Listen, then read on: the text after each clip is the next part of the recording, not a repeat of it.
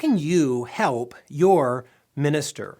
Now, that might sound like a self-serving question coming from a minister, but it's a question actually that has arisen from our study as a congregation of Colossians chapter 4, and specifically verse 17, where Paul says this, "And say to Archippus, take heed to the ministry which you have received in the Lord, that you may fulfill it."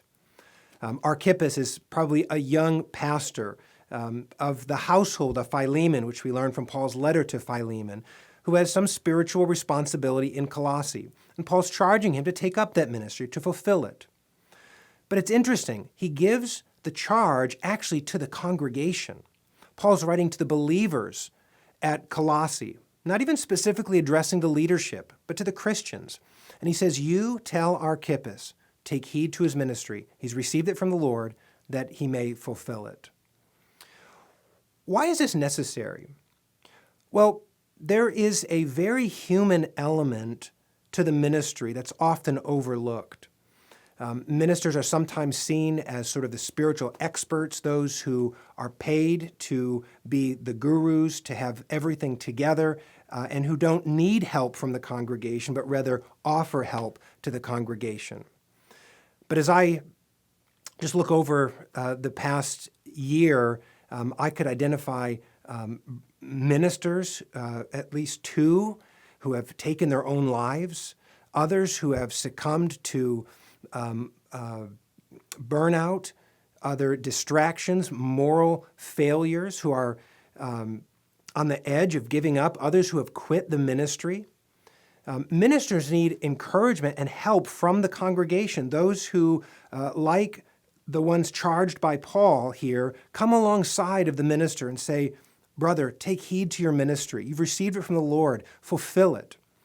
What might that look like for members of Christ Church to come alongside and encourage their ministers to continue in the ministry? One thing that you can do to encourage your minister is to develop a friendship with your minister. This may sound surprising, but a lot of ministers secretly acknowledge being very lonely. I'm super thankful for a very healthy network of colleagues and family members locally and friends within and without the congregation. But some ministers, perhaps because the congregation assumes that they're too busy for friendship, are lonely and have very few invitations to spend time with them. So ministers need friends as well. And contrary to some advice, those friendships can certainly be within the congregation. And within these friendships, there'll be opportunities for friends of ministers to encourage their brother to persevere in the ministry. Another way to do this is to not only pray for your minister, but to pray with your minister. Again, ministers are viewed as those who come alongside of congregants and pray with and for them. But ministers need your prayers as well. Come to your minister and ask, "Let me pray for you a minute. How can I pray for you?" Then also you might encourage your minister by practicing contentment. There's an awful lot that's wrong, not only in the world, but also in our own lives, in the church, and we should deal with those things in community together. But through the practice of contentment, being satisfied with who Jesus is for us and the family that he's drawing us into, just practicing that in simple ways can be a huge encouragement to your minister. And then asking this question, how can I help? How can I serve? Is there some way that I could encourage you or help to carry some of your burden? All of the ministers that I know would be happy to have that question asked of them. And then one final and very important way that you can encourage your minister is to help him keep his eyes fixed on Christ.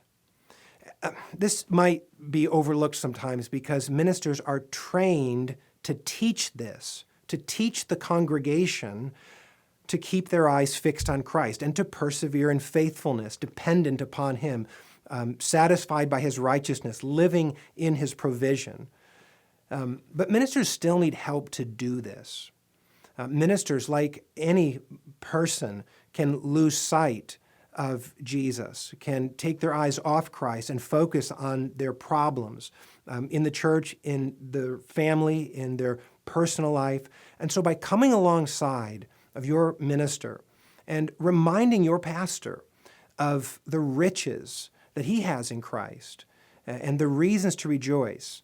You can be like the congregation of Colossae who came alongside their pastor and reminded him of not only his ministry, but also the reasons he should be hopeful to continue in that ministry and to help him to fulfill that ministry. God's ministers need people like you to help them continue.